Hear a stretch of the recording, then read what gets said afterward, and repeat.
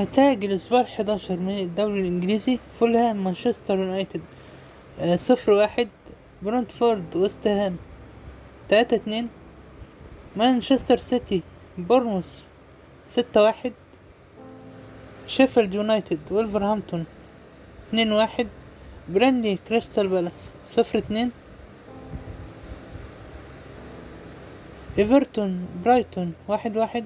نيوكاسل يونايتد أرسنال 1-0. نوتنغهام فورست استون فيلا 2-0. لوتون تاون وليفربول 1-1. وتوتنهام وتشيلسي 1-4.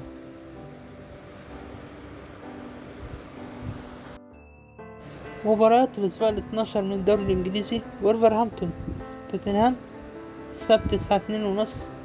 مانشستر يونايتد لوتون تاون السبت 5 مساء.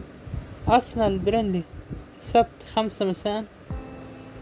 كريستال بالاس ايفرتون 5 مساء. بورموث نيوكاسل 7:30 مساء. كل ده في نفس اليوم. يوم الأحد إن شاء الله برضو تتلعب 5 مباريات: أستون فيلا فولهام الساعة 4 مساء. برايتون شيفيلد يونايتد الساعة 4 مساء.